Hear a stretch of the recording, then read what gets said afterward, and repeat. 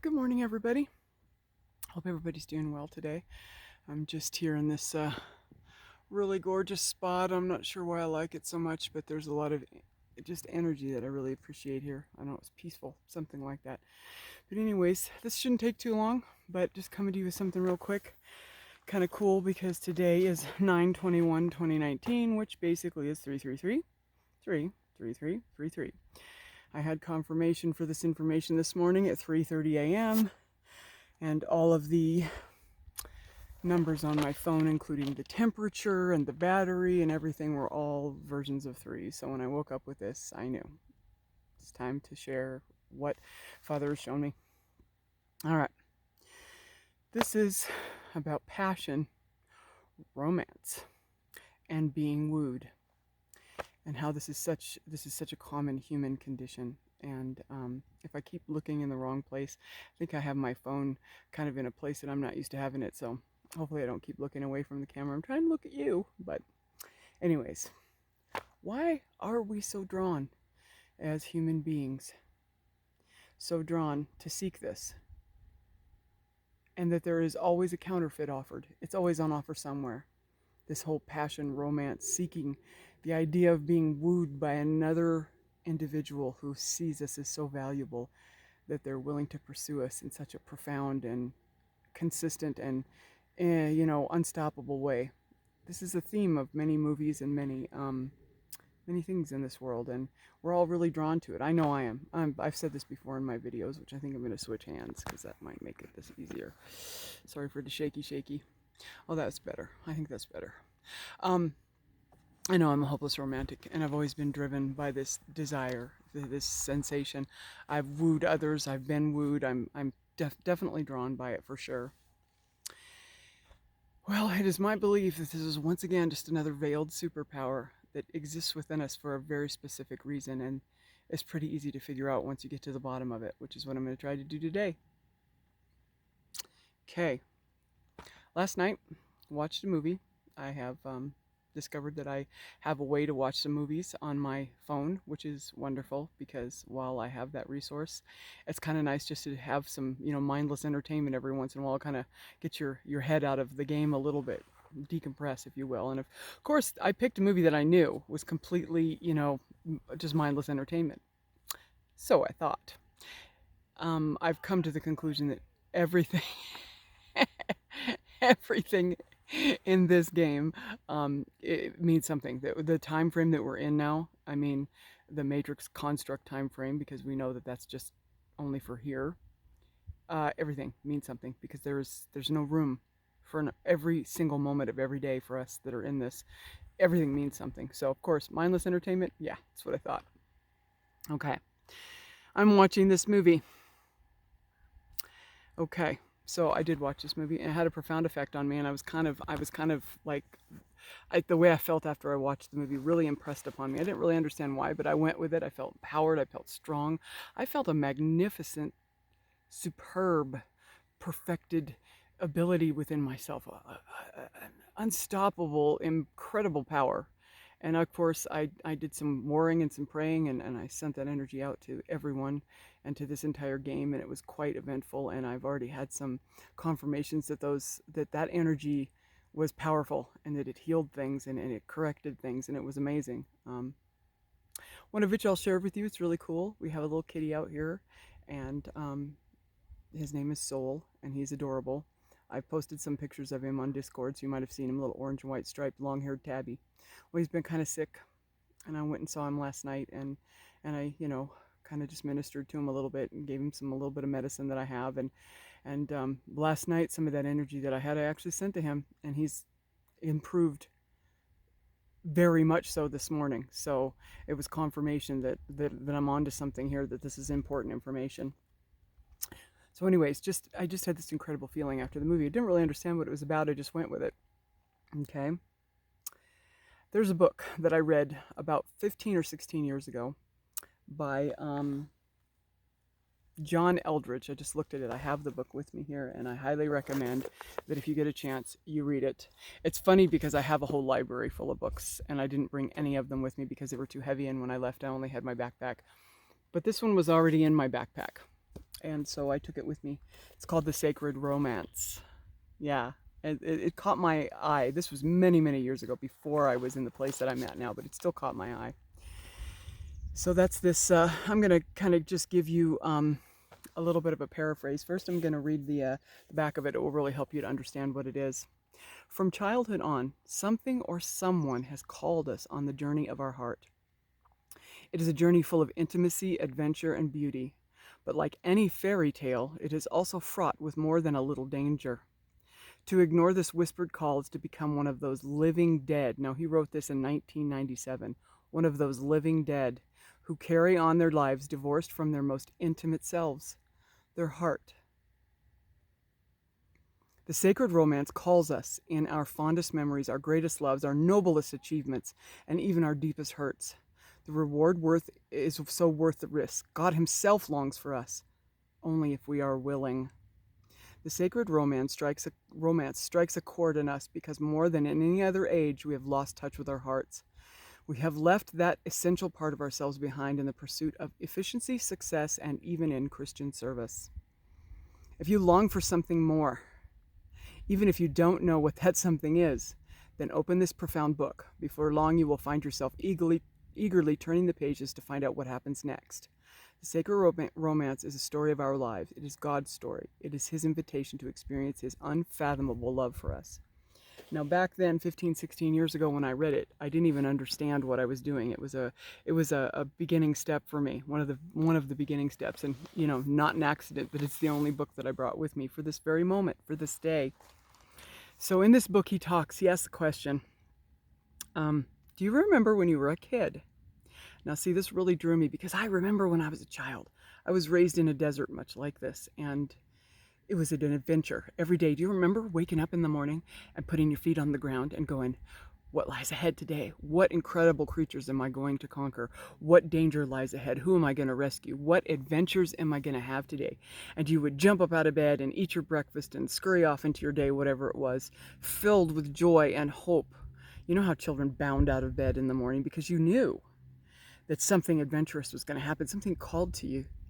It's that childlike behavior that we had. And I remember it fondly because I was fortunate to be raised in the wilderness. So every day we ate breakfast and then we were promptly booted out of the house until it was lunchtime, and then out of the house till it was dinner time, right? So my brother and my sister and I would go out into the desert and we'd have incredible adventures. And every day was something you woke up to run out to because you knew something incredible was going to happen because of our imaginations and our belief. We just ran with it. Do you remember that? Do any of you recall that feeling? I don't have to recall it because I've been fortunate to never have grown up. I still have it every day. I always have. It's just my big goofballness. But do you remember that? That is a very important thing to remember. Very important. The kingdom. Yeshua spoke very clearly about the kingdom being made up of hearts like these. As a matter of fact, to enter the kingdom, you must come in with the faith of a child. So when you remember that that is what the kingdom is. It's very interesting when you think about it. Seems to go against everything we've been trained to believe, of course, but think about that for a minute.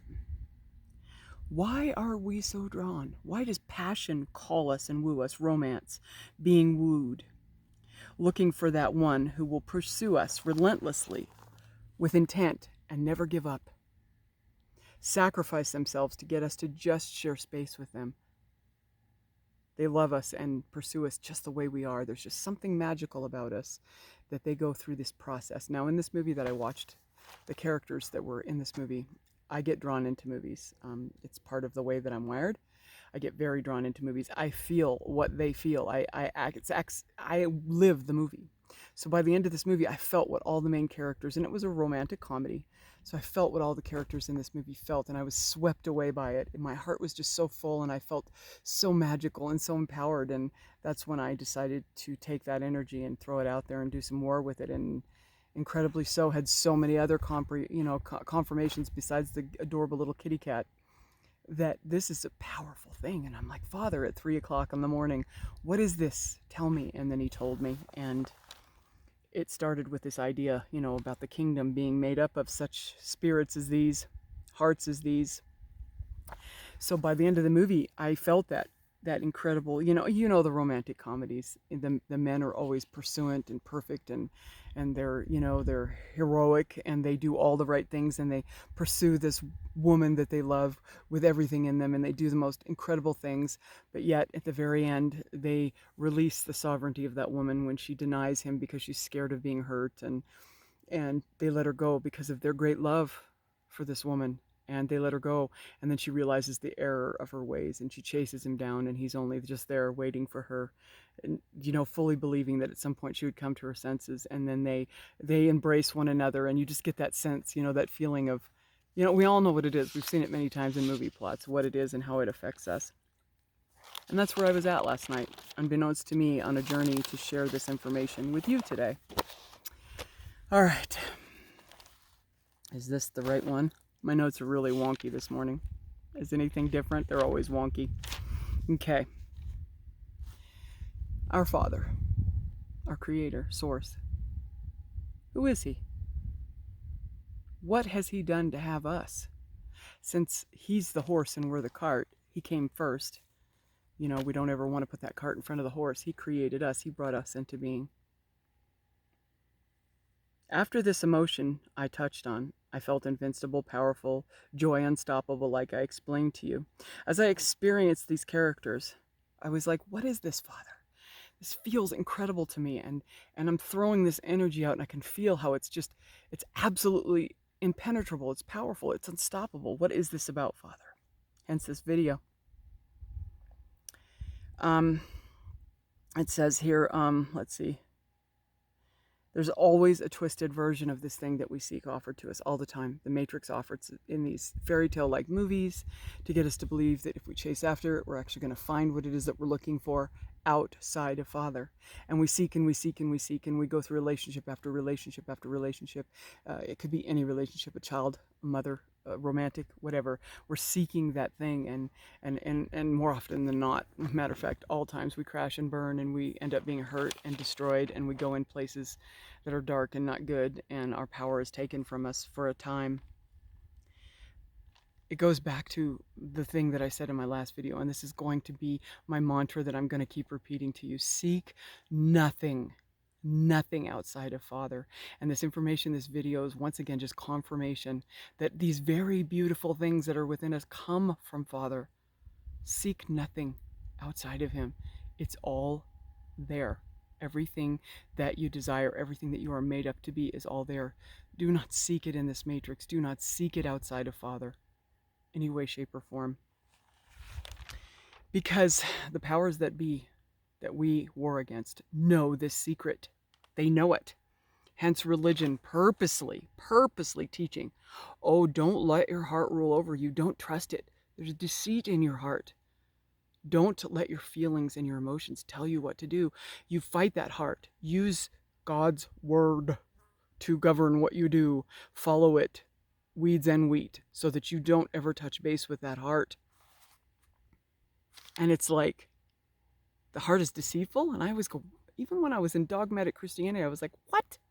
This is where Father has chosen to reside, and you're telling me that there's something in there that's bad? Why would He go right directly into that place? He couldn't if there was anything bad in there. It always comforted me in my wild and crazy heart that Father would never choose to reside there if there really was anything in there that was bad. Although I walked the walk and I beat myself up time and time again, just like everyone else did. Don't trust your emotions. What? What? That just never felt right to me. It never did. How do religious leaders fall so many times in our dogmatic Christian world affairs? They deny themselves this innermost part, this part that just pulls and draws all of us. They deny it to the point where they are so thirsty, they are so barren, that something comes along and offers itself a counterfeit again, and they fall for it, and they fall so hard because they're so thirsty for this. They fall hard for it, and they head over heels into it, and it ends up destroying their life. Not because it's a sin, not because it constructed itself that way, and that you've done some horrible thing by following your heart. No, because the matrix is designed to trip us and make us fall, to continue to keep us from looking into our heart and seeing this truth that I'm sharing with you this morning. This is my arena. I own this arena. I know this arena well. As you can see, the delight in my eyes as I discuss it. Okay. What is the true thing that we're seeking for that makes us so vulnerable to this fall that's presented to us? And why do we seek it time after time after time, even though we know that it never seems to turn out the way that we desire? Father is us. Yeshua makes this very clear. I'm just reading in John. I think I'm in 19 right now. So clear. He is us and we are him. And Yeshua is right in there with us. He was our example, our master who led us in this way. He is passion. His pursuit of us. He's the horse before the cart. Remember that? He's the designer of all of this. It was him before he made us into the place where we could be. His pursuit of us in having to have us. Think about that for a minute. Let that sink in. This is before any of us were ever more than just a dream in Father's heart. He had to have us. He could no longer wait. He could no longer be in his perfection. He had to have us. He didn't want us just to be dreams anymore. He had to bring us out so that we could be exactly like him, so we could interact with him. So, this heart of yours, this passion, this desire for this incredible romance, it's Father. Always has been, always will be. Don't be afraid to go in there. He split himself into duality, the first and original sacrifice. Frequency. He opened himself up to create a duality so that we could exist, because without that, he would only be in his perfection. And none of these things that have come to pass could ever happen. We would not have sovereignty. We wouldn't have free choice. We wouldn't be given our own rights as entities, just as he has. He's made us exactly like him. He did that so that he could have us. What wooing, what pursuit. That very thing that we look for, the thing that elated these people in this movie that I saw, the power that it filled me with. Guess what, my loves? It is Father. It is him. Where are my notes? I lost my place. Okay. The frequency. And you've heard others, refer to it. Derek has eloquently said that it's like a song that he's singing. He ceases to exist in his wholeness, the way that he was before in his perfection. He now exists in everything that is. The frequency that's holding us and giving us this, our variability. For me to be saying these words to you, for me to have this thought. He is singing this song. He hums it constantly. He is the song.